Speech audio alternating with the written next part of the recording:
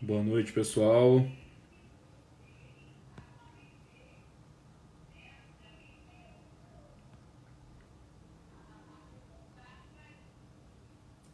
Vamos lá.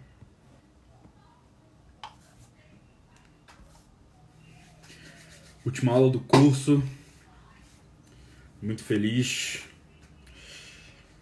Espero que dê para vocês pegarem aí as dicas que eu vou passar, porque hoje tem muita dica. Hoje tem muita coisa boa. E eu já deixo a mensagem logo agora. Eu vou repetir essa mensagem durante a aula, mas peguem um papel e uma caneta, tá? Peguem um papel e uma caneta que hoje vai ter muita coisa boa para anotar. Renda variável é a minha paixão. Então, eu vou passar slides. Quem quiser ver pelo tablet é melhor. Eu acho que essa live vai ser um pouco mais longa do que as anteriores. Não sei, vai depender de quantas perguntas vocês tiverem. Talvez surjam muitas dúvidas no meio do caminho, mas de novo eu prometo ficar até o final respondendo todas as dúvidas, tá?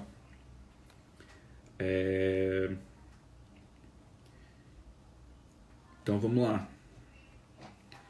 Mais uma vez, peguem papel e caneta para anotar. Dá tempo ainda de pegar papel e caneta, hein? Dá tempo ainda. Esperar só mais um minutinho.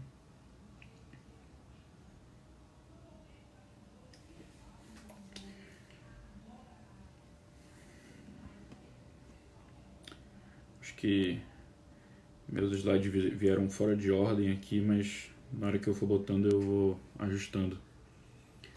Pode ser lápis, com certeza. Desde que anote, dá pra ser até o bloco de notas. Porque hoje vai ter muita coisa boa. Quem quiser anotar, é bem recomendável. Vai ter muitos dos slides eu vou passar assim direto, porque a intenção não é que a gente fique explicando cada uma das coisas dos slides, né? É que vocês peguem a informação para poder atuar no mercado, tá? Então, se vocês tiverem dúvidas, assim, provavelmente eu vou ter que abrir uma outra live, né, no final dessa, porque tem um limite de 1 hora. Mas vão deixando as dúvidas para eu saber que estão surgindo muitas dúvidas, entendeu? Porque aí eu vou conseguir limitar melhor o tempo. Porque tem muita coisa para falar. Renda variável é um universo único, então se eu fosse falar tudo sobre renda variável, com todos os detalhes que talvez sejam necessários, a gente não conseguiria nunca fazer isso numa aula, né? Mas eu vou passar todas as informações que vocês precisam para começar e não só para começar, mas para investir bem, né? Porque não adianta começar a investir e investir mal, né? Eu quero que vocês comecem a investir investindo bem. Então, acho que vamos lá, né? Gente, renda variável é o assunto da aula de hoje. A gente falou sobre renda fixa na última aula, então cabe a gente fazer uma diferenciação do que é renda variável e o que é renda fixa, tá? A gente falou que renda fixa é aquele tipo de investimento em que você consegue, no momento da compra do investimento, você ter um cálculo de uma rentabilidade definida, tá? E renda variável? Renda variável, você tem um retorno totalmente indefinido. Você não sabe qual vai ser o cálculo da sua rentabilidade, como na renda fixa. Basicamente, todas as variáveis que compõem o retorno da renda variável são variáveis. Tá? Então, assim, você consegue estimar e eu quero que vocês tentem estimar, né, qual vai ser o retorno de vocês, mas é claro que não dá pra gente abordar todos os temas aqui na live, tá? Então, o primeiro ponto é que é um retorno indefinido, e uma pergunta que muita gente me faz: renda variável é para mim? É para todo mundo? É para qualquer um? Você precisa ser um expert? Você precisa ter CNPI para investir em renda variável? Não, tá? Renda variável é para qualquer um, sim. É claro que assim existem alguns conceitos que se você não tiver, talvez você não consiga investir bem na renda variável. Tá? E renda variável exige mais estudo do que renda fixa. Isso é óbvio. Se você for investir num título de renda fixa, só pelo fato de ter proteção do FGC na maioria dos títulos, você não precisa ir muito a fundo, você não precisa investigar muito no que você está investindo. Agora, se você na renda variável não investiga o que você está investindo, você está especulando. Né? E a gente já falou sobre a diferença de especular e investir na primeira aula, mas basicamente você precisa saber no que você está investindo. Tá? E para isso você precisa ter algumas noções básicas, gerais de contabilidade. Você não precisa ser contador, você não precisa saber qual o lançamento, como é que se faz esse tipo de coisa. Você só precisa saber o que é lucro, o que é receita, o que é custo, o que é despesa, qual a diferença de lucro bruto, operacional e líquido. Eu já falei um pouco aqui no meu Instagram, a diferença entre esses três. Você precisa saber a diferença de ativo, passivo e patrimônio líquido. Você precisa ter um plano, né, do que você pretende fazer nos seus investimentos. Tá? Então, esse é o estudo que a renda variável ele exige um pouco mais de vocês, mas não é nada que vá atrapalhar no seu campo profissional, até mesmo na sua vida pessoal. Se você fizer isso como um hobby, tirar alguns dias por mês, ou até mesmo uma semana por, sei lá, semestre, você vai estar muito bem, você vai estar muito acima, inclusive da grande maioria que investe em renda variável, porque a maioria que investe em renda variável está especulando, né? Não está investindo. Então você já está acima dessas pessoas. Então você precisa entender que quando você investe em renda variável, você se torna sócio da empresa, do fundo que você está investindo, né? Você se torna dono daquilo, não é como um título de renda fixa que você não é dono da empresa que você está investindo, é um empréstimo que você está fazendo. Né? Na renda variável você se torna dono, você é sócio. Então isso tem tudo a ver com o fato de renda variável não ter prazo.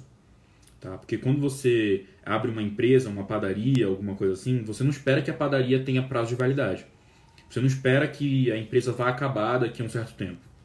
Você espera que isso vá ser eterno. Né? E aí isso entra no conceito de perpetuidade. Na renda variável a gente tem esse conceito de perpetuidade, que é você estimar que aquele negócio vai existir para sempre. Que aquele negócio não vai acabar de uma hora para outra. Tá? E é claro que pelo fato da renda variável ter essa projeção de perpetuidade, é claro que a renda variável só faz sentido se você investir no longo prazo. Tá? Um negócio que é perpétuo você não quer só por um mês, você quer para sempre. Tá? Então, o grande lance de você investir em renda variável é você comprar ações ou fundos ou o que quer que você venha comprar. A gente vai falar um pouco sobre o que você pode comprar, mas que você mantenha isso para que te possa gerar renda no futuro. Tá? Então, tem uma exceção para essa questão do prazo. Existem alguns fundos que têm prazo, mas são muito específicos. É uma coisa que não vale a pena a gente perder tempo explicando. Então, a grande regra é que ativos de renda variável não tem prazo. Tá? Um dos principais conceitos que você tem que saber ao investir em renda variável é questão de risco. Qual é o risco da renda variável? Se você já ouviu alguém dizer que perdeu tudo em renda variável, o que significa esse risco? Tá? Esse risco é o risco de mercado. Porque existe o risco de mercado e existe o risco de crédito. O risco de crédito é quando você tem o risco de não receber. Tá? Quando é que você tem o risco de não receber? Quando você emite uma dívida, um empréstimo. Então, risco de crédito tem tudo a ver com renda fixa e não com renda variável. Porque com renda variável, você se torna dono daquele negócio. Então, como você é dono, você sempre vai ter algo para receber no final. É claro que pode ser que tenha um prejuízo acumulado e você acabe não recebendo nada, mas você tem um patrimônio a zelar. Tá? Então você se torna dono. Então você não tem risco de crédito. Você tem risco de mercado. O que é o risco de mercado? São oscilações. Tá? Então se você joga as oscilações de preço que você tem de uma ação, por exemplo, a seu favor, você mitiga o risco de mercado. Tá? Então, risco de mercado nada mais é do que a volatilidade dos preços e você nunca vai ver uma ação sendo negociada ao valor de zero. Você nunca vai ver uma pessoa que realmente perdeu todo o seu dinheiro investindo em ações. A pessoa pode perder sim todo o dinheiro investindo em opções, mas opção é uma coisa que vai mais pro lado da especulação, então definitivamente não é o nosso interesse aqui. Não vou falar sobre opções. Então, investimento em ações não vão ter esse risco de você perder tudo, tá? A não ser que você fique fazendo muitas negociações durante o dia, que isso sim aumenta ainda mais o seu risco de mercado. Então, se você controla o risco de mercado, você tem o risco de mercado ao seu favor, você nunca vai perder todo o seu dinheiro, porque nunca uma ação vai ser negociada a R$0. Por quê? Porque atrás da ação tem uma empresa. Aquela empresa tem ativos, tem uma indústria, tem produtos que ela comprou, um estoque, tem, enfim, contas a receber, tem todo um patrimônio que fazem com que a ação não seja negociada a zero, porque ela não vale zero. Nenhuma ação vale R$0, por ruim que seja a empresa, tá?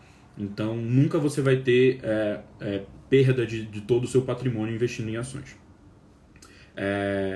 Um recado para quem entrou agora, essa live vai ter muito conteúdo que vocês vão precisar anotar, então é bom que vocês tenham papel e caneta do lado, porque tem muita coisa que é muito importante de anotar, tá?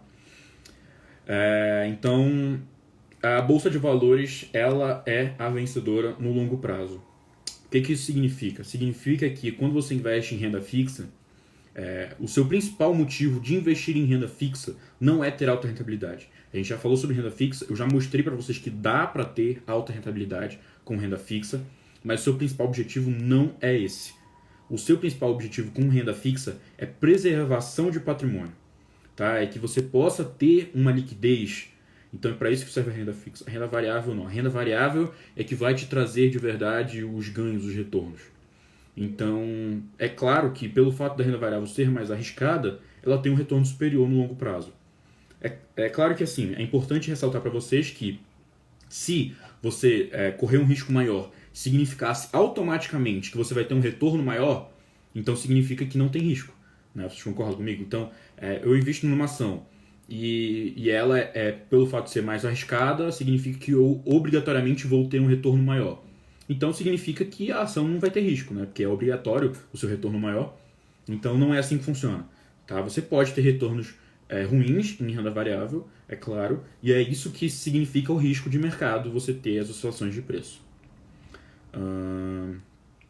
Então eu queria mostrar um gráfico para vocês para provar que renda variável ganha no longo prazo de tudo. Tá? Esse gráfico aqui é o azul de cima, né, que é o primeiro colocado aí, seriam stocks, que é ação, né, ações. Isso é claro que é nos Estados Unidos, porque a gente não tem tanta informação assim no Brasil. Esse gráfico é desde 1800, né? Não tem como você negociar ações desde 1800 no Brasil. Então, você pode ver que renda variável ganha no longo prazo. Tá? Você tem outros títulos aí, como bonds e bills, que são títulos do governo americano, que são próximos aí ao título do Tesouro IPCA e ao título do Tesouro Selic. Você tem em ouro, você tem o ouro. E por último você tem o dólar, que é quanto um dólar vale desde 1800 até hoje. É claro que o dólar caiu, né? Porque, enfim, tem a questão da inflação. Então eu queria mostrar para vocês que sim, é interessante investir em bolsa de valores, porque no longo prazo você sai ganhando se você tem uma carteira diversificada. É claro que esse stocks, o que isso significa? Não é uma ação, são várias ações. É um conjunto de diversas ações que foi mudando ao longo do tempo. Então quando você investe em renda variável, para que você tenha um retorno desse, você precisa ter várias ações, não só uma, não só duas, várias ações. E com o passar do tempo vão surgindo novas empresas que são muito boas, e empresas que hoje são muito boas vão deixar de ser muito boas. Então você vai mudando isso com o passar do tempo. Tá? Você vai tendo menos exposição em alguma empresa e mais exposição em outra empresa, isso é natural. Tá? Então é bom que você entender que não adianta você comprar só hoje uma ação e esperar que quando você quiser se aposentar essa ação vai valer R$1 milhão. Não é assim que funciona. Tá? Com o passar do tempo você vai modelando a sua carteira de investimento, investindo um pouco mais em algumas ações e depois em outras ações. Alguns conceitos importantes eu queria passar para vocês que você não pode ficar sem saber. O que é home broker? Home broker é o sistema, é a plataforma pelo qual você investe em renda variável. Todo mundo tem que investir por meio de um home broker ou por uma plataforma semelhante a um home broker, uma plataforma que copie um home broker para você investir em renda variável. O home broker nada mais é do que uma plataforma, tá? Então, não é o home broker por si só que vai te trazer algum retorno. Você vai investir por meio do home broker. Bolsa de valores. Bolsa de valores é o local onde pessoas se juntam para negociar ativos. Ponto. Esse é o conceito melhor que vocês vão ver. É claro que assim, na Bolsa de Valores a gente tem principalmente ações e fundos sendo negociados, mas também tem outros tipos de investimento que não cabe a gente falar aqui agora. Mas basicamente é um grande mercado. A Bolsa de Valores é um grande mercado onde você chega lá ou com dinheiro ou com produto e você quer comprar ou vender algum produto. A B3 é a nossa bolsa. Então, a Bolsa de Valores é, como você fala, padaria, né? Bolsa de Valores, mercado. E B3 é como se fosse a empresa de padaria, né? A empresa Casa dos Panificadores, é uma empresa de padaria. Então, a bolsa é o nome do negócio e a B3 é a empresa.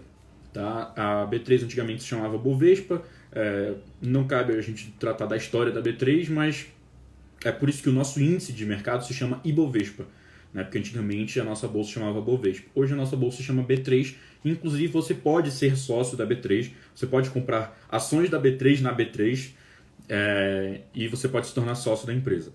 Como é que a empresa lucra? Ela lucra com taxas que são cobradas dos investidores. Mercados primário e secundário. O que é o mercado primário? O mercado primário é quando uma empresa vai lá e fala, eu tenho essas ações aqui para vender e eu vou deixar à disposição de qualquer um que quiser comprar. E aí você vai lá e compra diretamente da empresa. O mercado secundário é quando você compra de outras pessoas. É o que, na maioria das vezes, 99% do tempo está acontecendo. Tá? O mercado secundário é o que a maioria das pessoas vão fazer a qualquer tempo, investindo em bolsa de valores.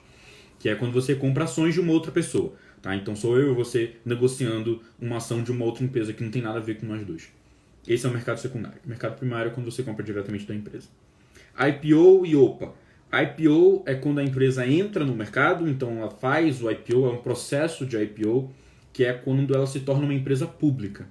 Tá? Por que pública? Porque qualquer um pode negociar as ações dela, qualquer um pode se tornar sócio dela. Então eu tenho uma padaria, eu fiz um IPO, significa que todas as pessoas podem negociar ações da minha padaria.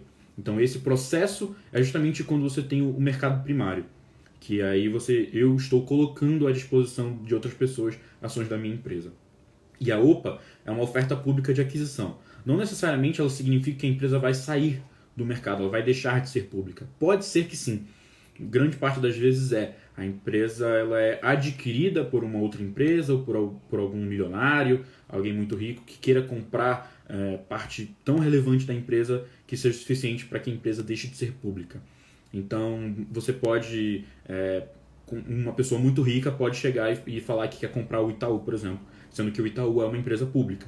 Então o que vai acontecer? Vai acontecer um processo de OPA em que ele compra basicamente ações de todos os acionistas ou de boa parte dos acionistas. E a empresa deixa de ser negociada em bolsa de valores. Dividendos. Dividendos é a principal forma de remuneração de quem investe em longo prazo. Você consegue ganhar de outra forma? Sim. Você consegue ganhar com a valorização da ação. Então, com aquele negócio da volatilidade, com o risco de mercado que tem envolvido, né, com a variação de preço das ações, você consegue ganhar com isso sim. Mas no longo prazo, o que vai te remunerar de verdade são os dividendos. Por que dividendos? O que são dividendos? São lucros. Lucros da empresa. A empresa lucra. A minha padaria vende muitos pães e eu consigo lucrar com isso. Eu pego parte desse lucro da empresa e divido em forma de dividendos, né, para quem for dono da empresa. Então, quando você se torna acionista de uma empresa, você espera que essa empresa vá lucrar e vá distribuir dividendos. Tá? Se uma empresa não distribui dividendos, não faz sentido. É claro que existem empresas que hoje não distribuem dividendos. E aí o que você tem que ter em mente é que em algum momento da perpetuidade, porque essa empresa não vai acabar de um momento para outro, mas em algum momento essa empresa vai distribuir dividendos. E é aí que ela gera valor de verdade ao acionista. Liquidez. A gente já falou sobre liquidez nas duas aulas, mas liquidez especificamente para a renda variável tem um sentido próprio, que é o sentido de você ter uma ação que é muito ou pouco negociada. Qual é a liquidez dela? Ela tem muita liquidez ou pouca liquidez? O que isso significa? Se eu tenho a minha padaria aqui e eu só negocio com as pessoas que estão vendo essa live aqui, talvez tenham poucas negociações durante um dia. Mas se eu pegar essa minha padaria e negociar com todas as pessoas da cidade de São Paulo, vão ter muito mais negociações acontecendo do que se tivesse só nós aqui que estamos nessa live. Tá? Então, o que isso significa? Significa que a minha padaria, quando está só entre nós, a liquidez dela é muito baixa. Significa que se algum dos sócios quiser sair da empresa, é muito mais difícil. Da mesma forma, se alguém quiser entrar na empresa ou aumentar participação na empresa, vai ser mais difícil. Tá? Então, uma empresa que tem uma liquidez média diária de, por exemplo, 20 mil reais, significa que você só consegue comprar e vender aproximadamente 20 mil reais de ações por dia. Isso é pouco para uma empresa que está no mercado de renda variável. É claro que para a gente isso pode parecer muito, mas a verdade é que isso é muito pouco. E isso pode dificultar que a gente tenha acesso a esse tipo de empresa. Tá? Então é sempre bom a gente ter noção de qual é a liquidez daquela ação, porque a gente não quer correr risco, que seria um outro risco, que é o risco de liquidez. A gente não pode querer correr esse risco também. A gente tem que mitigar todos os riscos possíveis. Diferenciação entre ações ordinárias e ações preferenciais. Qual a diferença? Básica e simples. Ações ordinárias têm direito a voto. Você, como acionista da empresa, pode votar para decidir como é que vai ser o futuro da empresa. Ações preferenciais não têm direito a voto, mas tem preferência no recebimento de dividendos. Essa preferência geralmente se dá em questões de porcentagem, né? Então, assim, a ação ordinária tem direito a 25% do lucro, enquanto que a ação preferencial tem direito a 50% do lucro. Para vocês terem noção, né? Para vocês entenderem como é que funciona. Mas ações preferenciais não dão direito a voto. E aí você tem que sopesar o que você prefere. Você prefere ter um retorno maior em dividendos ou você prefere ter o direito de votar nas assembleias para decidir o futuro da empresa?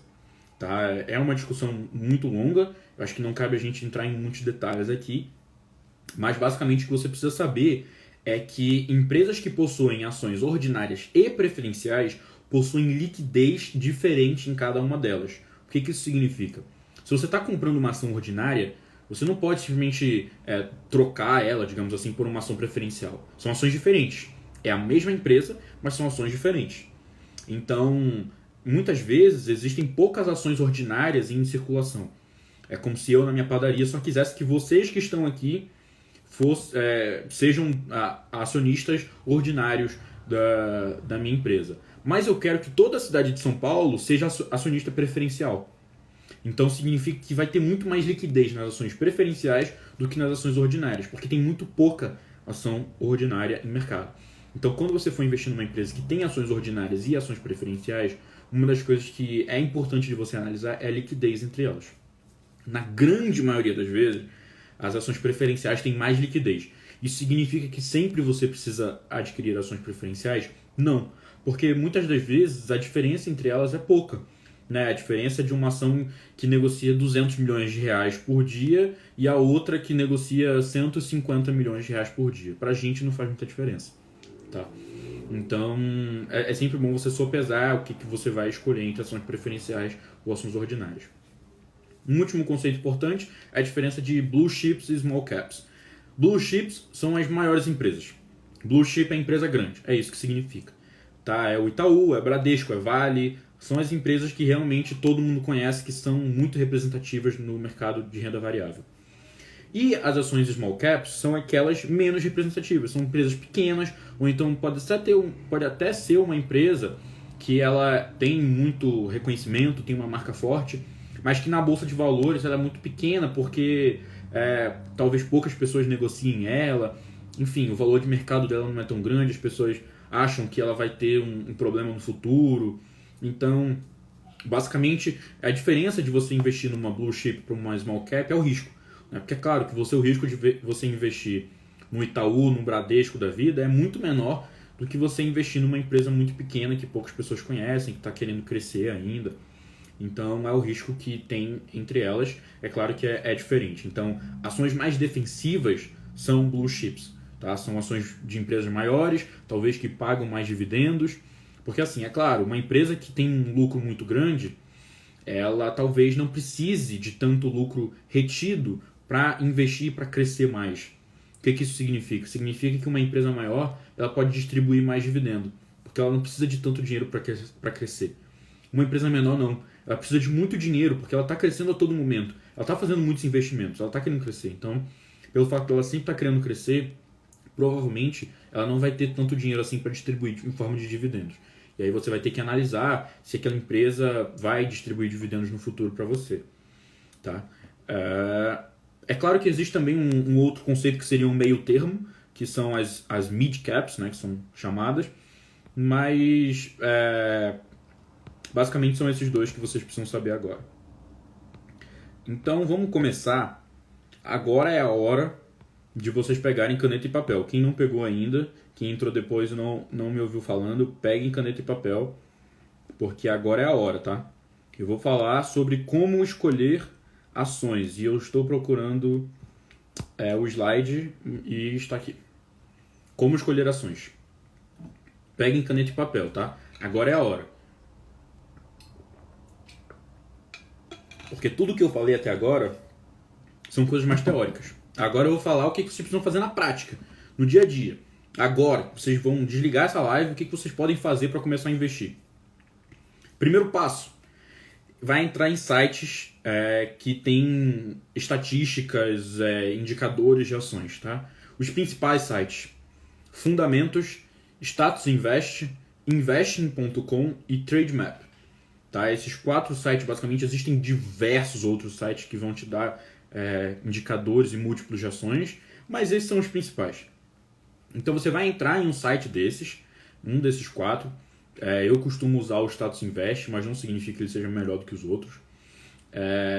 O segundo passo é você encontrar dentro desse site onde é que está a opção de filtro de ações, ou busca avançada de ações, ou enfim, existem diversos nomes. Você tem que procurar e assim, para vocês entenderem o que é esse filtro de ações, o que é essa busca avançada de ações.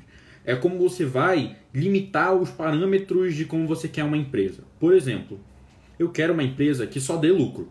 Então você vai ter um filtro lá que você vai colocar só empresas com lucro. Eu quero uma empresa que dê muito lucro. Então eu quero empresas que deem lucro maior do que, sei lá, tantos reais. Tá? Então você vai definir quais são os filtros que você quer para sua empresa. Então, no final das contas, o site vai te retornar uma lista de empresas, dependendo dos filtros que você utilizou. Né? E essa lista de empresas, você vai analisar qual dessas empresas é melhor. E, é claro, você não vai investir em uma só empresa.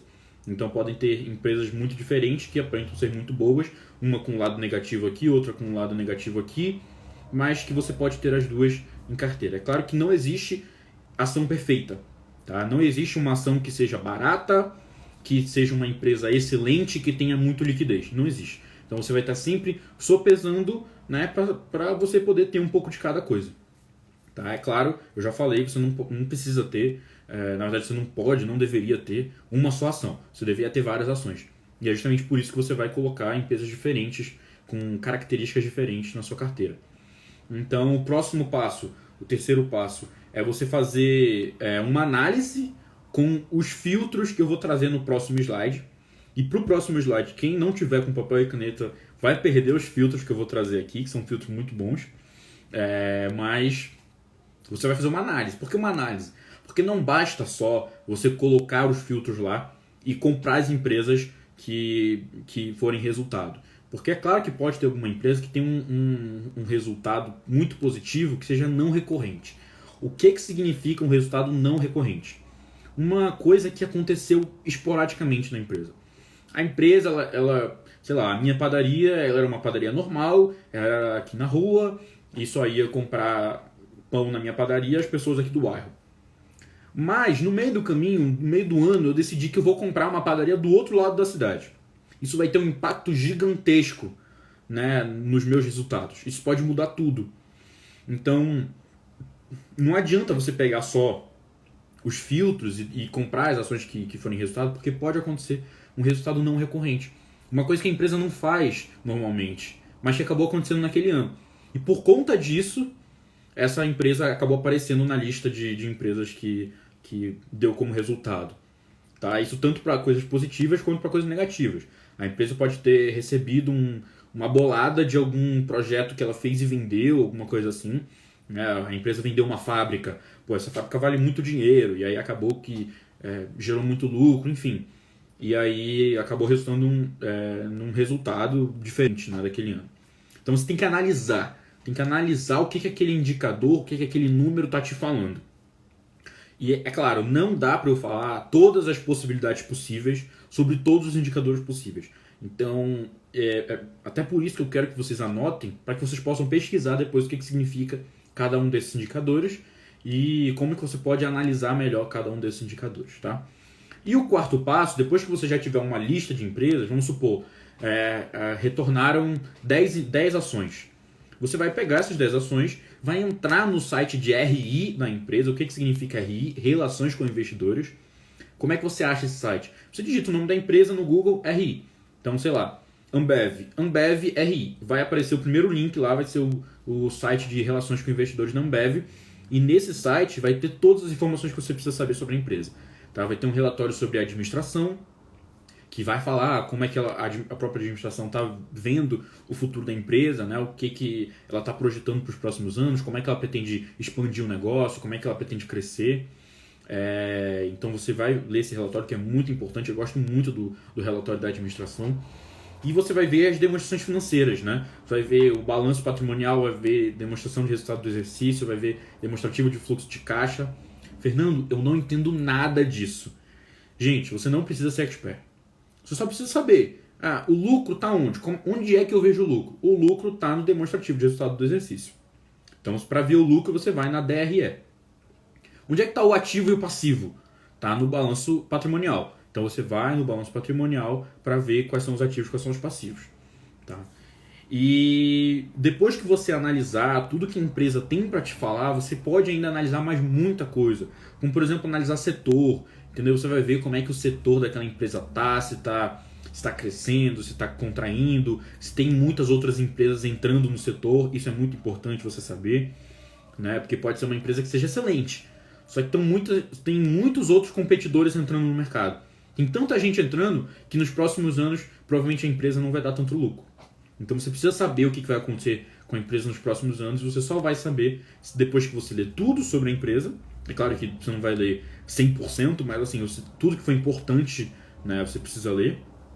E ler sobre o setor da empresa. E é claro, não adianta você ter um setor excelente, que está crescendo muito, uma empresa excelente, com uma governança excelente, mas num país que está quebrado. Então você tem que ver também como é que está o país, como é que está o mundo. Isso é difícil? Não, não é difícil. Vai exigir um pouco mais de estudo? Vai. Mas isso é o preço, digamos assim, que você paga para ter uma aposentadoria tranquila.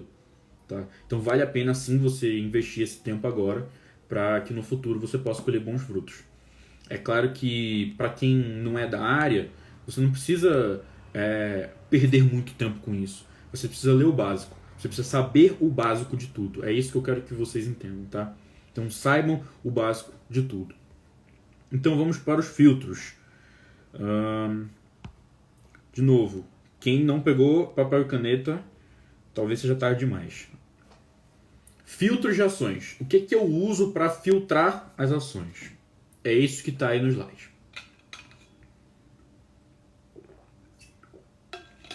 Primeiro filtro. ROIC. O que é ROIC? ROIC é o retorno sobre o capital investido. O que isso significa? Significa você pegar tudo que os acionistas deram de dinheiro, tudo que a empresa pegou de dívida, e você vê quanto é que ela está dando de lucro em cima desse dinheiro todo que foi investido nela. Tá? Então, é claro, não adianta você pegar uma empresa que lucra 100 milhões por ano, se você vai ter que investir 10 bilhões de reais. Talvez seja muito pouco. Agora, se você pega uma empresa que lucra 100 milhões por ano e você investe nela talvez 500 milhões, pô, isso é muito interessante.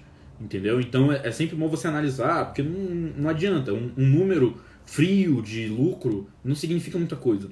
Você tem que sempre pegar o lucro e comparar com outras coisas.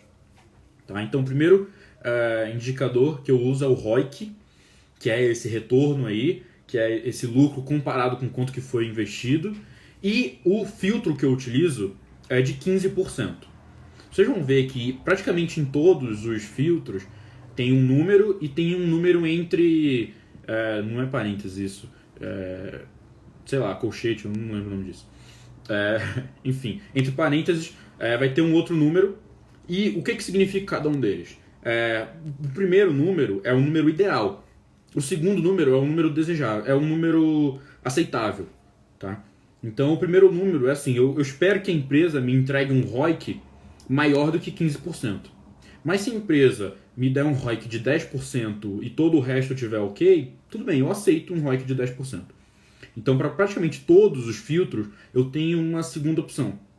É porque às vezes acaba que eu não encontro uma empresa com os filtros que eu quero.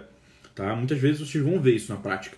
Você vai colocar todos esses filtros e não vai dar nenhuma empresa. Eu fiz alguma coisa errada? Não, é porque não existe empresa perfeita. Então sempre vai ter alguma empresa que vai ter um lado negativo.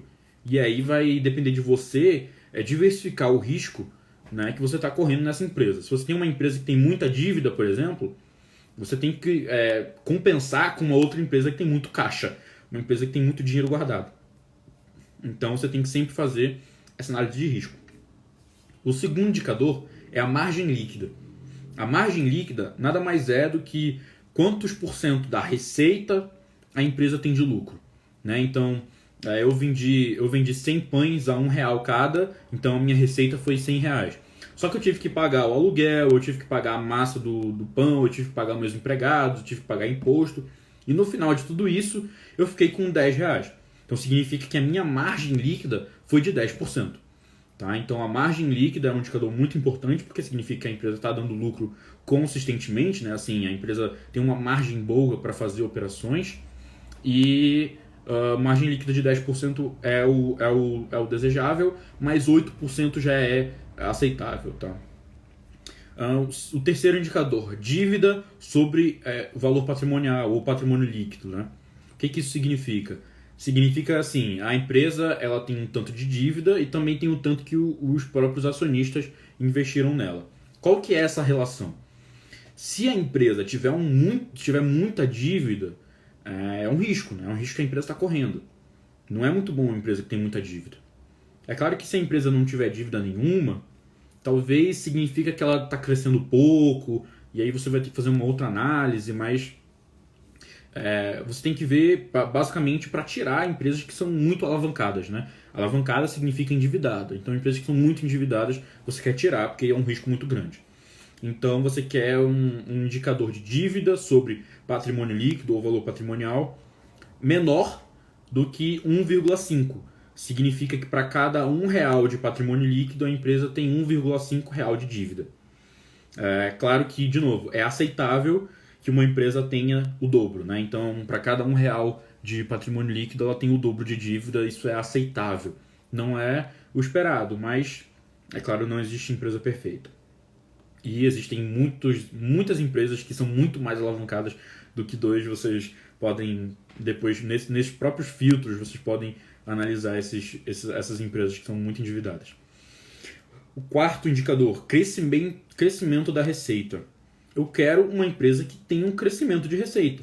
Não adianta eu ter uma receita de todos os anos de R$100. Eu quero uma empresa que a cada ano tenha uma receita um pouco maior. Para que, é claro, ela possa crescer. Não adianta nada ela ter uma receita totalmente estável. Eu quero que a receita dela cresça. E então é claro que o quarto indicador vai ser o crescimento de receita positivo. Para ser positivo, resta ser maior do que zero. Então, o crescimento de receita maior do que zero é o esperado. É claro que se no final das contas você não encontrar nenhuma empresa com todos os parâmetros escolhidos aí, você pode colocar uma empresa que tem um decréscimo, né, de receita de até no máximo 1% negativo. Né? O crescimento negativo de receita de até no máximo 1%. Qualquer coisa acima disso significa que a empresa está perdendo mercado e você não quer uma empresa que está perdendo mercado. Mais um indicador. Dívida sobre EBITDA. Outro indicador para ver o quão a empresa está endividada. É muito importante também porque o EBITDA ele é uma aproximação do que a empresa consegue gerar de caixa. Vou explicar, não se assusta. O que significa EBITDA? O EBITDA é o lucro operacional da empresa. O EBITDA é o lucro antes de impostos, juros, depreciação e amortização. Depreciação e amortização são custos, são despesas que não têm efeito de caixa. O que significa? Significa que pelo fato de eu ter um carro e esse carro está depreciando com o passar do tempo, não significa que eu precise pagar alguma coisa. Eu não estou tirando dinheiro todos os anos para pagar alguma coisa do carro. Ele só está depreciando. Tá? Então, depreciação e amortização, eles não têm efeito caixa. A pessoa não vai perder dinheiro por conta disso. E taxas e juros, você quer excluir dessa análise, porque o EBITDA ele vai te dar uma abordagem mais operacional. Mas o que a empresa está realmente gerando com a operação dela, com o serviço que ela presta. Tá? A Ambev vende cerveja. Então, quanto que a Ambev dá de lucro considerando as cervejas que ela vendeu? E aí você vai ter uma aproximação do quanto que a Ambev gera de caixa, né? Que é justamente o quanto de dinheiro que efetivamente entra na empresa. Então, se você tem uma empresa que é muito endividada comparado com quanto que ela consegue gerar de caixa todos os anos, isso pode ser um problema. Tá? Não adianta ela ter um patrimônio líquido muito grande se ela não consegue gerar caixa, se ela não dá lucro. Né? Não adianta, ela não vai conseguir pagar as dívidas. Vai chegar uma hora que vai acabar o patrimônio líquido dela e ela não vai conseguir pagar todo mundo. Então, é importante que a empresa gere lucro, gere caixa. E é justamente por isso que você tem o indicador de dívida sobre EBITDA.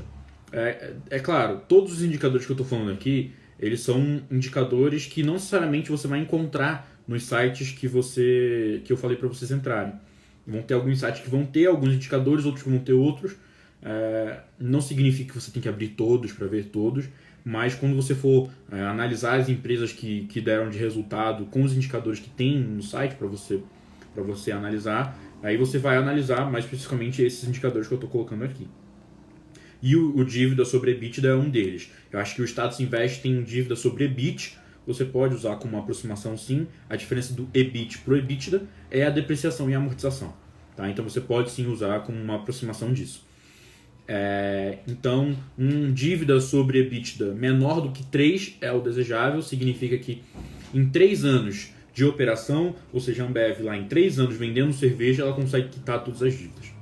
E é claro, se isso não for possível, em 4 anos também é aceitável. Outro indicador, EBITDA sobre resultado financeiro. Isso é o resultado financeiro, é quanto que a empresa paga de juros. Tá? É claro que o resultado financeiro é composto por receitas financeiras e despesas financeiras. Receitas financeiras significa eu tenho caixa, eu tenho dinheiro parado e esse dinheiro parado está me rendendo juros. Porque eu coloquei o dinheiro da minha empresa, eu coloquei em Tesouro Selic. Então está me rendendo juros, isso é receita financeira. Despesa financeira é quanto que eu estou pagando de juros. Eu tenho uma dívida que está vencendo todos os meses que eu tenho que ir pagando, então eu estou pagando juros para essa dívida, obviamente. Né? Então o resultado disso é o resultado financeiro. E o EBITDA sobre o resultado financeiro é justamente a mensuração de quanto que você está gerando de caixa comparado com o que você tem que pagar de juros.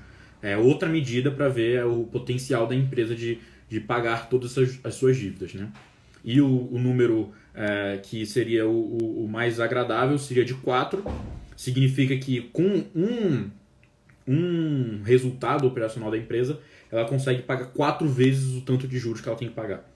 Mas, se isso não for possível, até 1,5 é suficiente. Né? Menos que 1 jamais, porque se menos que 1 significa que a empresa está pagando mais juros do que está tendo de lucro. Não adianta. Né? Então, 1,5 é mais aceitável, mas o ideal mesmo é que seja 4. Outro indicador, PL, é o preço sobre lucro. É um indicador muito famoso e tanto ele quanto o de baixo, que é o P sobre VP, que é o preço sobre valor patrimonial, são indicadores de preço. O que isso significa?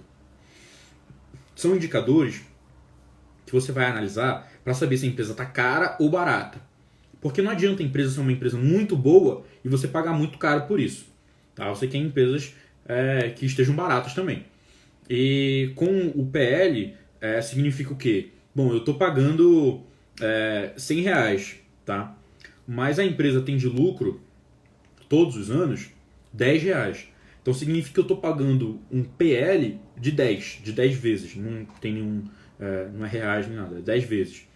Então você está pagando 10 vezes o que aquela empresa paga de lucro no preço dela. Isso significa o quê? Que em 10 anos você vai ter o retorno do seu investimento.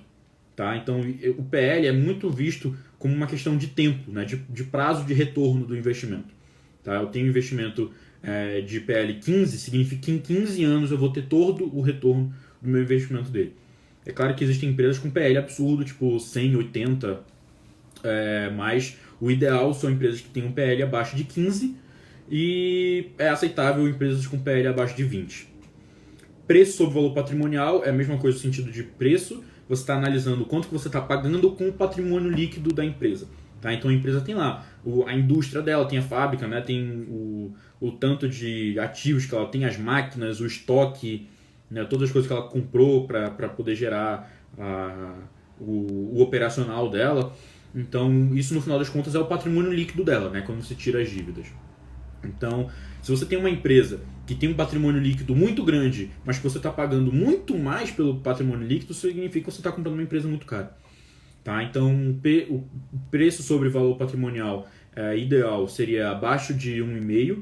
É claro que o mais ideal seria abaixo de 1, porque significa que você está pagando menos do que aquela empresa realmente vale. Tipo assim, a empresa tem tantas máquinas que se ela vender todas essas máquinas, ela vai te dar um retorno maior do que o preço que você está pagando hoje. Tá? Então isso seria o mais ideal. Mas é muito difícil você encontrar empresas com preço sobre valor patrimonial abaixo de 1, que sejam empresas boas, obviamente. Então 1,5 já é aceitável e até 5 também é aceitável. Né? 1,5 na verdade é desejável. Liquidez diária média. Liquidez diária média é justamente aquilo que a gente estava falando sobre quantas negociações acontecem durante um dia. Tá? Então isso tem tudo a ver com a facilidade de você entrar ou sair de um investimento. Então você quer ações que tenham uma liquidez diária média de pelo menos 200 mil reais. Mas Fernando, eu nunca vou negociar 200 mil reais. 200 mil reais é muita coisa para mim. É claro, mas não é só você que quer comprar, não é só você que quer vender aquela ação. Existem diversas outras pessoas, então você tem que ter uma noção que assim, não é comparado com quanto que você tem de dinheiro, é quanto que todo mundo quer comprar aquela ação. Então, se uma ação tiver uma liquidez menor do que essa, você pode ter dificuldade de comprar ou vender essa ação. Então, maior do que 200 mil reais, mas se você estiver procurando por small caps, você pode aceitar uma liquidez de 50 mil reais. Isso não vale para bancos e seguradoras. Por quê? Porque bancos e seguradoras são diferentes na forma de operacionar mesmo, no que elas fazem. São empresas diferentes da maioria. O balanço delas é um balanço totalmente diferente da maioria. Então, indicadores para procurar bancos e seguradoras um ROI maior do que 10%, preço sobre valor patrimonial menor do que 2% e um dividend yield maior do que 4%. Dividend yield é o quê? É o quanto que você recebe de dividendos comparado com o preço que você paga na ação. Então, eu tô pagando 10 reais e estou recebendo R$1 de dividendo, significa que eu tenho um dividend yield de 10%. Tá? Vamos para a próxima. Já falei demais sobre ação e agora é hora de falar sobre fundos. Fundos de investimento imobiliário. Deixa eu encontrar aqui. Tá aqui. Não, eu tenho que primeiro passar aqui. Como escolher? Tá? Então, passo a passo. Primeiro passo, você vai entrar no site Funds Explorer. Existem outros sites para pesquisar fundos de investimento imobiliário, sim. Mas o Fund Explorer é o que vai te proporcionar uma ferramenta boa para você procurar outros fundos, tá? Então, entra no site Funds Explorer, você vai na aba de ferramentas, você vai em estudos, você vai iniciar um novo estudo e aí sim você vai colocar os indicadores, os filtros que você quer colocar para fundos imobiliários. Para quem não sabe o que é fundo imobiliário nada mais é do que várias pessoas juntando dinheiro para comprar um imóvel. E aí elas vão pegar esse imóvel, vão alugar esse imóvel, e aí com o dinheiro do aluguel as pessoas vão lucrar com isso. Tá? Com o dinheiro do aluguel, esse aluguel vai ser dividido para todo mundo que deu dinheiro, na proporção de cada um deles. Então, então você vai ganhar com os aluguéis que são pagos ao fundo imobiliário. Isso é um fundo imobiliário, tá? E aí o segundo passo vai ser você fazer uma análise com esses filtros. De novo, não existe fundo imobiliário perfeito. Então você vai ver os filtros que eu vou passar para vocês e aí você vai ponderar. Tá? Você vai ver qual que você pode... Tudo bem, eu vou amenizar um pouco mais nesse filtro aqui, mas eu vou ser um pouco mais rigoroso com o outro filtro. Da mesma forma que você fez com ações. E o terceiro passo, óbvio, você vai pegar a lista dos filtros que retornarem para você como resultado. E você vai entrar no site de RI, a gente já falou sobre o que é RI, né? Relações com investidores do fundo. E você vai ler tudo que você puder sobre o fundo, claro.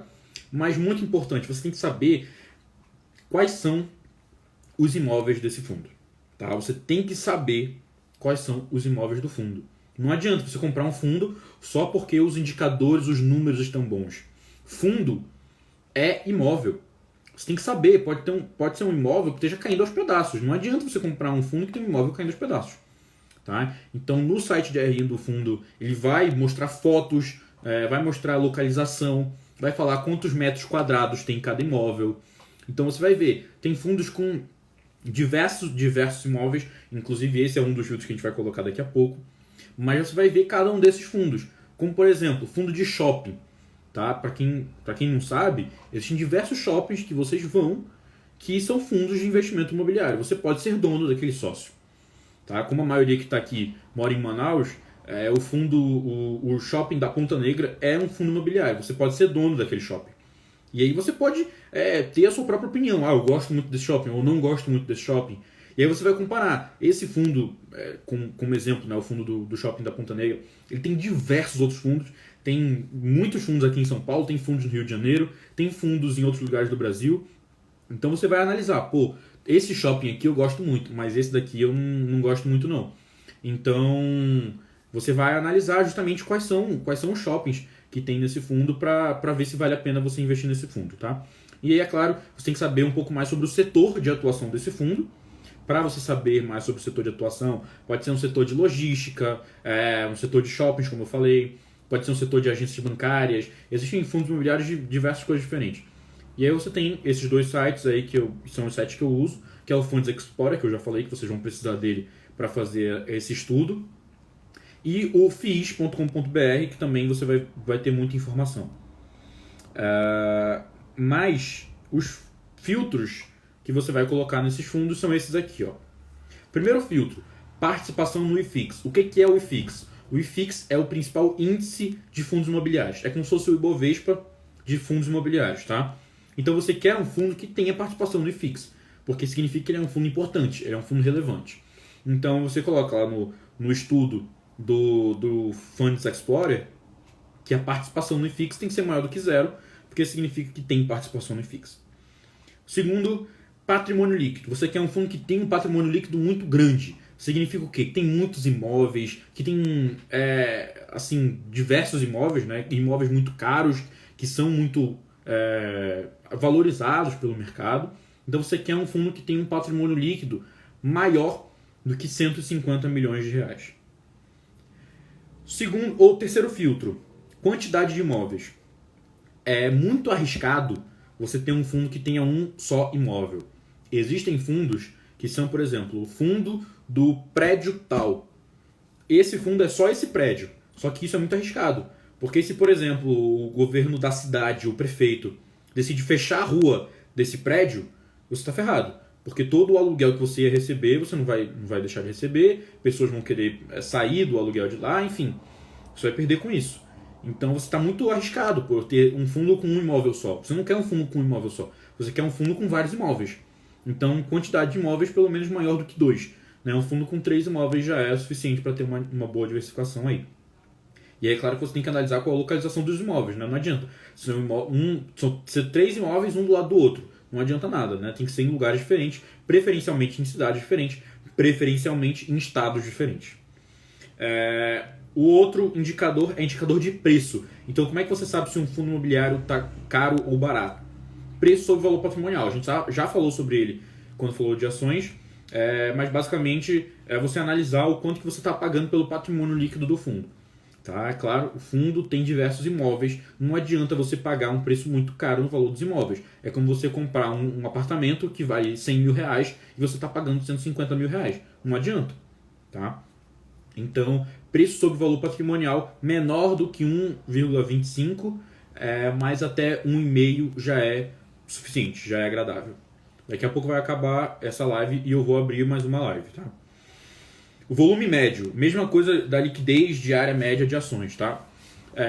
Você quer um fundo imobiliário que negocie pelo menos 50 mil reais por dia, mais 25 mil reais já é mais suficiente, tá? Porque fundos imobiliários são diferentes, tem menos negociação mesmo do que ações. Agora eu quero falar sobre fundos de investimento. Pronto, fundos de ações, mais especificamente, tá? De novo, quem tiver dúvida pode... na verdade agora não adianta mais ir mandando porque já vai acabar essa live. Mas eu vou abrir uma nova live para responder as dúvidas de vocês, tá? Então anotem as dúvidas. Como escolher fundos de ações? Gente, fundo de ação, o que significa? O fundo de ação é assim. Várias pessoas pegando dinheiro e dando para a mão de um gestor, e esse gestor vai escolher as ações que ele gosta mais. Tá?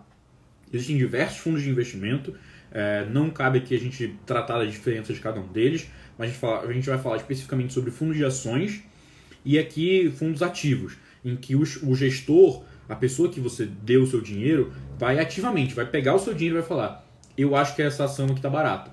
Ou então, eu gosto muito dessa empresa aqui, eu acho que essa empresa vai se valorizar. E aí ele vai pessoalmente escolher as ações que vão ser investidas no fundo. Como é que você encontra isso? Fundo de ação é um pouco diferente, tá? De ação e fundo imobiliário. Você vai depender muito do gestor. Então não adianta você criar um fundo de ações que você não conhece o gestor. Você precisa conhecer o gestor. Conhecer, obviamente, virtualmente, né? Não precisa ser pessoalmente. Então vamos lá. O primeiro passo para você encontrar fundos de ações. Você vai entrar no site maisretorno.com.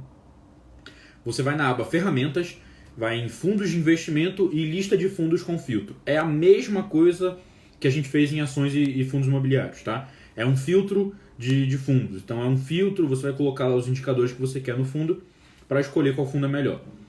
Segundo passo, você vai fazer a análise com os filtros que eu vou trazer no próximo slide. É claro, eu já falei, não existe fundo de ação excelente, perfeito, não existe fundo imobiliário perfeito, não existe ação perfeita. E o terceiro passo é você entrar no site do fundo e ler tudo que você puder sobre o fundo, principalmente sobre o gestor e sobre as taxas que você vai pagar para o fundo. Tá? Existem fundos que têm gestores excelentes, mas que têm altas taxas, que talvez não valha a pena.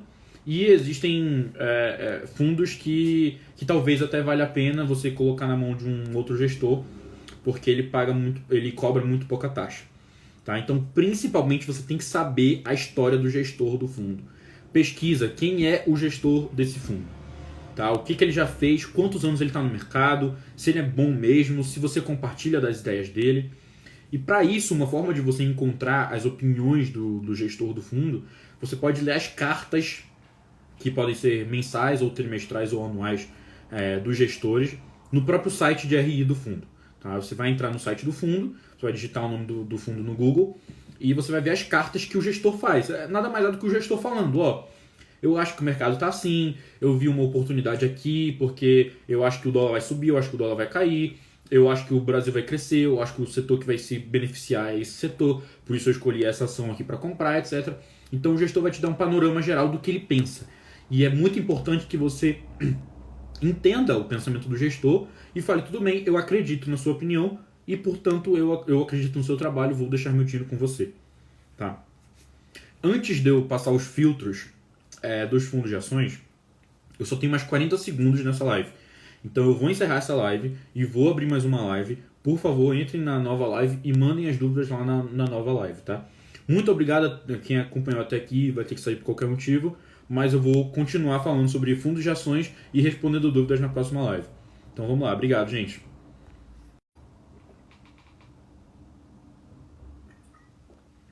Vamos lá. continuar falando sobre fundos de ações.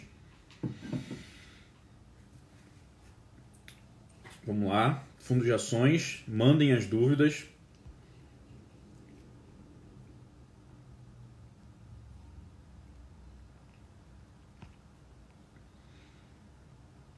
Vamos lá, vamos lá. Vou continuar falando aqui sobre fundos de ações e agora eu vou trazer os filtros. Tá? Você vai entrar lá no site Mais Retorno, como eu falei, e você vai utilizar esses seguintes filtros aqui. Vamos lá. Filtros de ações, de fundos de ações. Primeiro filtro, é claro, você tem que ter um fundo operacional.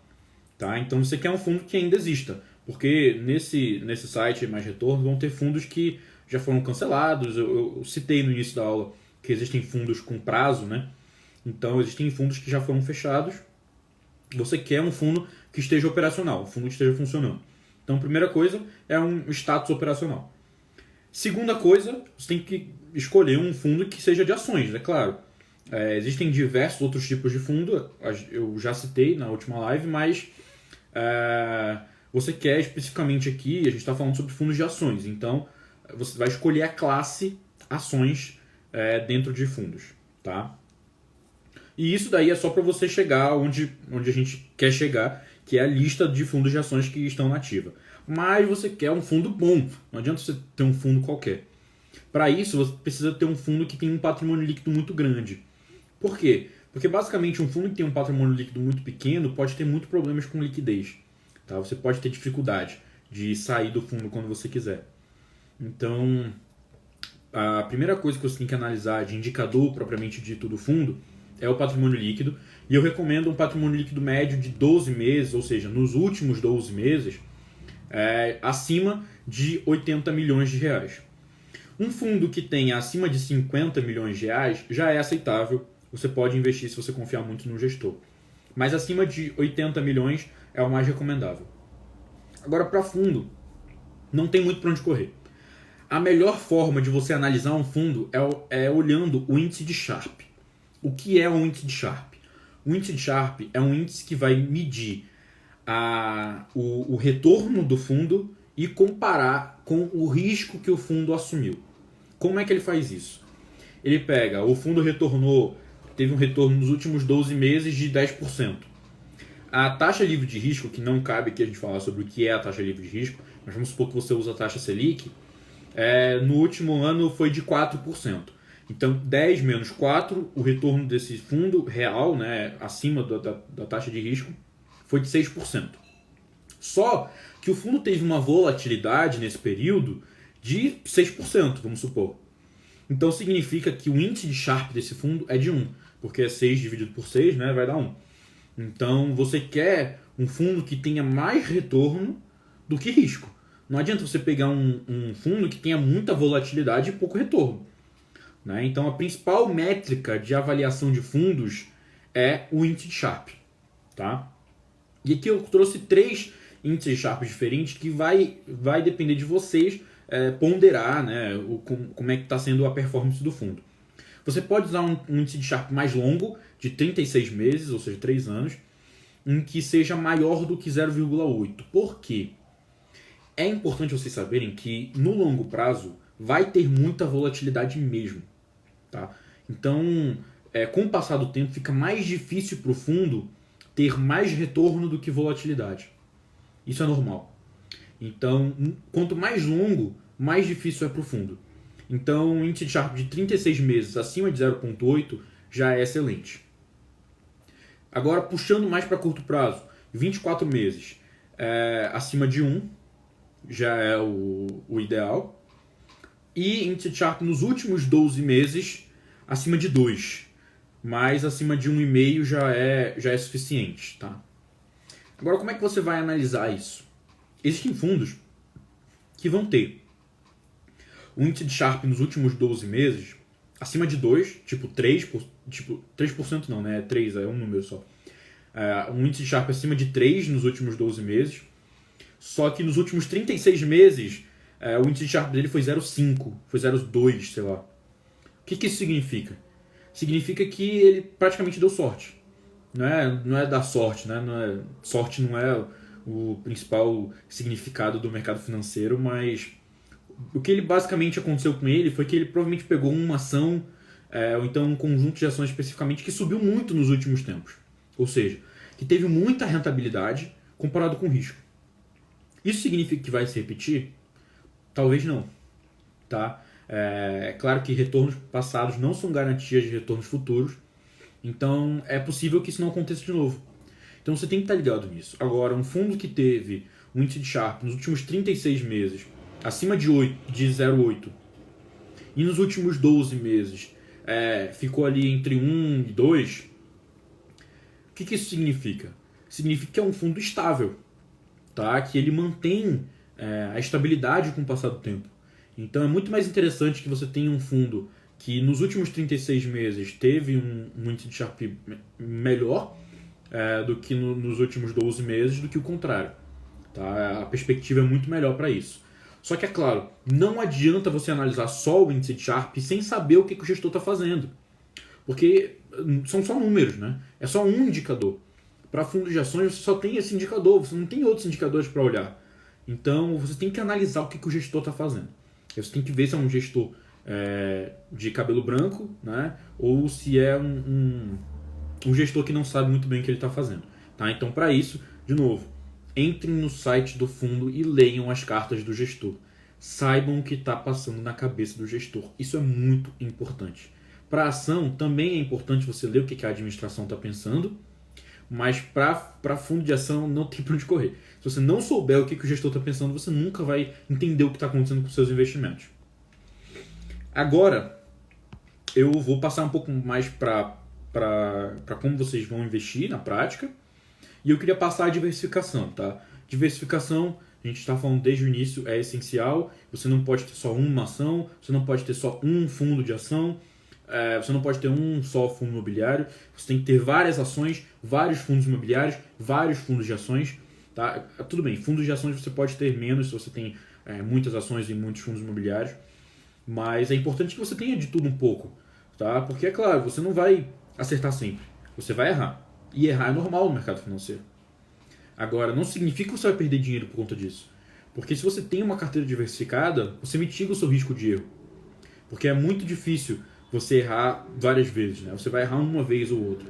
Mas se você tem várias ações, várias empresas, vários fundos imobiliários, você mitiga o seu risco. Então,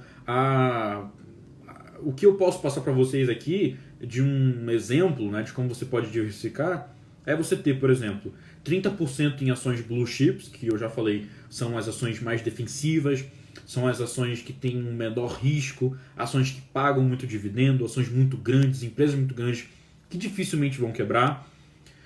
Você pode ter 10% em ações mid caps, que eu cheguei a citar, mas eu não me aprofundei muito. Basicamente são ações que não são nem blue chips, nem small caps. Então 10% em ações mid caps é o suficiente. Agora você não deveria ter mais do que 5% em ações small caps, tá? Por quê? Porque ações small caps são muito voláteis, são muito arriscadas. Então é bom você selecionar a dedo, selecionar com muita ênfase, muito estudo nas ações small caps para você conseguir definir qual ação você vai investir e que não passe de 5% do seu patrimônio de renda variável. É claro que isso daqui eu estou falando da parte de renda variável. Ainda tem a parte de renda fixa, que é claro que você precisa ter também. Eu já falei na aula de renda fixa como é que você diversifica. Mas especificamente na parte de renda variável, é importante que você tenha sim uma diversificação grande também. E você pode ter 25% em fundos imobiliários. Fundos imobiliários são bem menos voláteis do que ações. Eles são comparados aí com ações blue chips. Por quê? Porque ações blue chips são que distribuem muitos dividendos, né? Então, fundos imobiliários também distribuem muitos dividendos, porque é um aluguel mensal. Tá? Todos os meses o fundo recebe o aluguel dele dos inquilinos e ele vai distribuir, segundo a lei, pelo menos 95% desses aluguéis. Tá? Então, eles têm sim um patamar mínimo para distribuir, então eles distribuem muito lucro todos os meses. E, por último, o fundo de ações, 30%. Você pode ter vários fundos de ações, mas se você tiver pelo menos 2 fundos de ações já é o suficiente, porque você tem uma carteira bem diversificada, né? Você tem outros ativos que com certeza vão mitigar qualquer risco que você venha a passar por investir em fundos de ações. Por último, eu quero passar isso daqui. O que significa essa imagem? Se você vai investir em ação ou em fundo imobiliário, você precisa saber, entender o que está acontecendo nessa imagem aqui. E eu queria explicar passo a passo. A primeira coisa que está escrita aí é BOVA11F. O que significa? Esse BOVA11F é um código, é uma sigla que vai significar qual é a empresa que você está negociando, qual é o fundo que você está negociando. Então, cada empresa vai ter um código, basta você jogar no Google o nome da empresa, que você com certeza vai receber qual é o código daquela empresa, né? Por exemplo, Petrobras, o código é Petri, né? Como se fosse Petro, só que sem o O. E vai ter um número que vai identificar se a ação ela é ordinária ou preferencial, ou se é um fundo. Nesse caso, a gente está falando de BOVA11, que é um fundo, por isso que ele é 11. Se fosse ordinária, seria 3. Se fosse preferencial, seria 4. E sempre vai ser uma sigla com 4 letras, um número, né? Esse número pode ser 11, mas vai ser sempre um número. E o F no final significa que você está comprando no fracionado. O que significa comprar no fracionado? Significa que você está comprando menos do que um lote. O que é um lote? Um lote pode ser de 10, pode ser de 100. Um lote é o valor mínimo que você tem que comprar de ações de determinada empresa, né? Para a ação, o lote mínimo é 100. Então, se você quer comprar um lote de ação, significa que você comprou 100 ações daquela empresa. Mas é óbvio que você não é obrigado a comprar 100. Você pode comprar uma. Então, para comprar uma, você precisa colocar o F no final, que você compra no fracionado. Embaixo de BOVA11 está o nome do fundo, que é iShares BOVA, enfim, que é o nome do fundo de investimento, que nesse caso é um fundo que persegue o índice Bovespa. Ele imita, né, o índice Bovespa. Que é, enfim, abaixo da sigla vai estar o nome da ação ou do fundo que você está negociando. Ao lado, você tem o valor daquela ação, nesse caso daí, ó, R$ 75,62. Esse é o valor de uma ação. Do lado, você tem a variação naquele dia. Então, nesse dia especificamente, BOVA11 subiu 0,92%. E abaixo que eu queria que vocês entendessem. A primeira coluna, o core, é de corretora. Isso para vocês não faz diferença nenhuma. Mas é só para vocês entenderem que esse é o código da corretora da pessoa que está negociando. Se eu estou negociando numa corretora e você está negociando em outra corretora, o número da corretora vai aparecer diferente aí. Quantidade é a segunda coluna. Isso é muito importante, você saber quantas ações a pessoa que está comprando, a pessoa que está vendendo, está negociando. E compra, que é a terceira coluna, é quanto que a pessoa está ofertando para comprar. Vamos entender isso daqui. Vocês veem lá em cima que o preço da ação é 75,62. Só que a pessoa que está comprando, a pessoa que está com a melhor oferta, é uma pessoa que está querendo pagar 75,20. Significa o quê? Que ela está pelo menos uns 40 centavos abaixo do preço real. É como você falar, Fernando, eu vou te vender uma laranja por R$1. E eu falo, bem, eu não quero pagar R$1 nessa laranja. Eu quero pagar, sei lá, 60 centavos. Sei lá, qualquer valor. Então eu estou oferecendo menos. E você está oferecendo um outro valor. Vamos supor que você quer vender essa laranja que vale R$1, você quer vender ela por R$1,20. Em algum momento a gente vai chegar numa negociação. A gente vai falar, ó, tudo bem, você quer R$1,20, eu quero 60 centavos, vamos negociar aqui e tal, blá, blá, blá. Chegou em R$1. Esse R$1 é justamente esse 75,62, que é o valor da última negociação. E nessa coluna de compra, a gente tem o valor da pessoa que está querendo comprar e em venda, a pessoa que está querendo vender. Então você pode ver que em venda, a pessoa quer vender a ação por 75,97, ou seja, acima de 75,62, obviamente. Né? A pessoa que está querendo vender quer sempre vender por mais caro. E a pessoa que quer comprar quer sempre comprar mais caro. Então, é só para vocês entenderem que assim, isso daí não é muito difícil de você entender. Tá? As corretoras, isso daí eu peguei da corretora Clear. Mas se você for negociar pela corretora XP, pela EasyInvest, pela Rico, você vai ter um cenário diferente, né? Vai ser uma caixinha diferente, mas basicamente os números importantes vão ser esses. Aí é importante que você saiba entender o que é compra, o que é venda, E você saber que em cima vai estar sempre o número da cotação atual, que é a última negociação.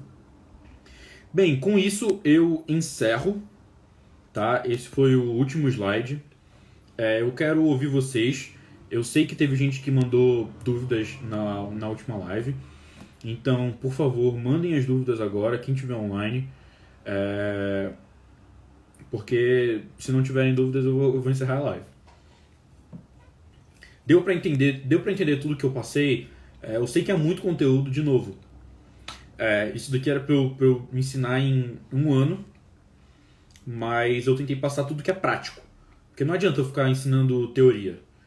Passei tudo que é prático aqui pra vocês começarem a investir logo.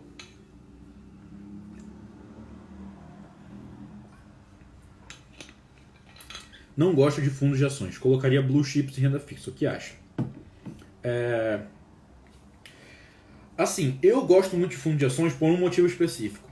O gestor do fundo é muito bem relacionado no mercado financeiro. Então, o gestor do fundo sabe mais do que eu, sabe mais do que você, sabe mais do que todo mundo que está aqui.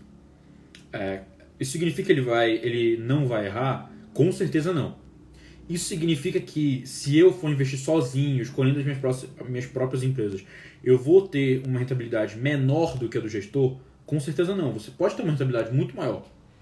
Mas, em média, o gestor sabe mais do que a gente. Então a probabilidade dele errar é menor. Então eu gosto de ter fundo de ações, não gosto muito.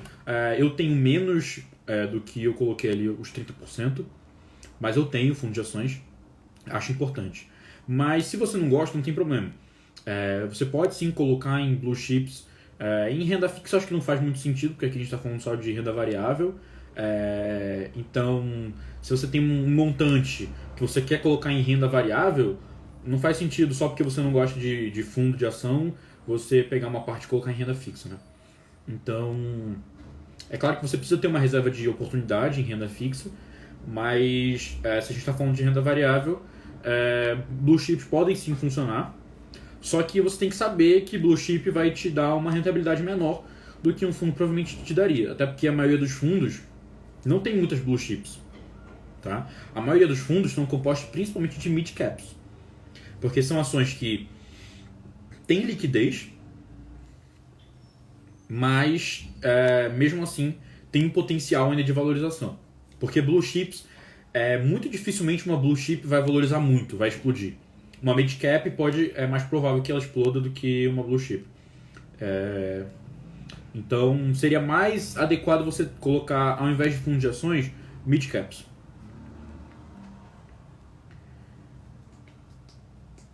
Por ter um estudo que diz que a maioria dos ETFs passam na rentabilidade, mas estou formando conceito ainda. Esse estudo eu já li e é verdade, só que tem que levar em consideração o seguinte: a grande maioria dos fundos de ações, existem, sei lá, eu vou chutar mais de 4 mil fundos de ações no Brasil, a grande maioria deles é formado por bancos. No sentido de que são bancos que gerem esses fundos. São bancos que oferecem esses fundos para clientes de bancos que, enfim, querem se expor à renda variável, e às vezes acaba que o gerente vai lá e indica o fundo, e são fundos ruins. Essa é a verdade, tá? Resumindo a história, a grande maioria dos fundos são formados por fundos ruins, que só querem tirar a taxa de administração do investidor, tá? Então, quando você pega uma comparação da média dos fundos de investimento ativo e compara com a média dos ETFs, você está sendo injusto. Porque ETF sempre vai seguir um índice. Não importa o índice que você escolheu. E assim, índice tem conceitos objetivos, né, para escolher quais são as ações que vão fazer parte do índice. Então, não vai fazer diferença se o gestor é bom ou ruim. Agora, fundo de ações não. Fundo de ações, o gestor pode ser muito ruim. E a grande maioria das vezes ele é muito ruim. Então, seria mais justo se você pegasse um índice que seja de fundos bons. Né? Você pega, sei lá, top 20 fundos do Brasil e compara com a média dos ETFs, que aí sim você teria uma análise mais apurada de qual é a diferença de rentabilidade entre eles. E assim, para mim é óbvio Se você pegar os 20 melhores fundos do Brasil, a rentabilidade dele superou e muito o Ibovespa nos últimos anos. Até porque, é claro, eles querem ganhar a taxa de performance. Né? O fundo tem a taxa de administração e tem a taxa de performance. Então eles querem ganhar a taxa de performance, que é a taxa deles terem uma rentabilidade boa. Então faz sentido que eles sempre estejam superando o Ibovespa. No balanço patrimonial, nos ativos e passivos, o que são os circulantes e não circulantes? E controlador e consolidado. Vamos lá. Circulantes e não circulantes tem a ver com prazo. O que é um ativo circulante? É um dinheiro que eu vou receber em até um ano. Tá? Eu pretendo receber um dinheiro até um ano porque eu fiz uma venda e o cliente vai me pagar até um ano. O não circulante é acima de um ano. Resumidamente é isso. Tá? E controlador e consolidado tem a ver com empresas que têm participações em outras empresas. Por exemplo, Itaúsa.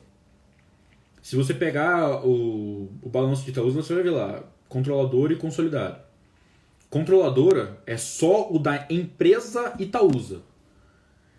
Consolidado é o da empresa Itaúsa, mais a empresa Itaú, que faz parte do controle da Itaúsa, mais a empresa Alpargatas, mais a empresa, todas as empresas que compõem a Itaúsa, e vai ter um consolidado disso tudo. Então é tudo junto, né, todas as empresas que fazem parte daquela empresa. E controlador é só aquela empresa especificamente, entendeu? Porque é óbvio, uma empresa que tem participação em outras empresas, ela particularmente também gera lucro. Ela também tem custos a pagar. A empresa ela tem um prédio, um escritório, né, onde os administradores se reúnem. Então ela tem que pagar aluguel, tem que pagar administrador, enfim, esse tipo de coisa que também é custo da empresa. Então, enfim, essa que é a diferença de controlador e consolidado. Tá? Mais alguma dúvida, gente? Muito obrigado por todo mundo que está aqui, tá? Esse curso que eu fiz foi para vocês. Eu não tô ganhando nada com isso. Cara, eu tô ganhando felicidade de estar aqui porque eu gosto muito de falar sobre isso. Quais setores evita e quais acha interessante mesmo com risco? Quais setores eu evito? Eu evito basicamente a aviação civil, porque é um setor que as margens são muito baixas e as empresas têm muita dívida. E o setor que é interessante poderia ser o bancário, mas se você for um setor com risco, pode ser o de varejo.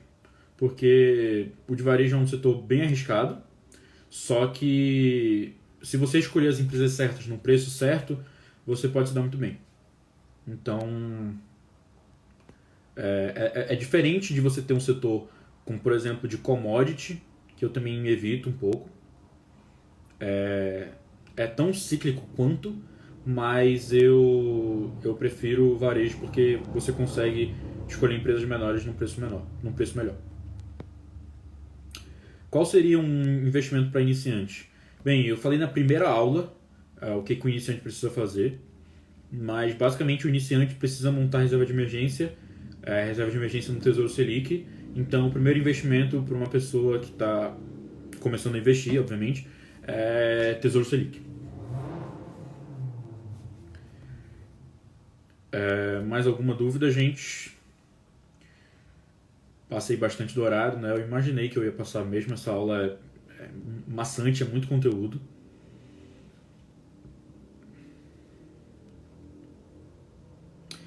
Investimento no exterior, o que acha? Gosto muito, é essencial. Não vejo uma carteira de investimento sólida sem investimento no exterior. É essencial ter investimento no exterior porque a gente sabe o que acontece no Brasil, né? O Brasil tem uma moeda muito fraca, tem uma política muito ruim, muito volátil, é um país em desenvolvimento, ou seja, tem muito risco. Então, investimento no exterior é essencial, tem que ter. E sim, vai ficar gravada a aula. Eu vou lançar amanhã no canal no YouTube e hoje vai ficar salvo aqui no Instagram. Bem, então é isso, gente. Vou encerrar a live. Muito obrigado por todos que participaram. Foi ótima essa experiência de estar aqui ensinando a vocês. Espero que vocês tenham conseguido aprender alguma coisa. E muito obrigado, é isso que eu queria falar. Então, boa noite, gente. Tchau, tchau.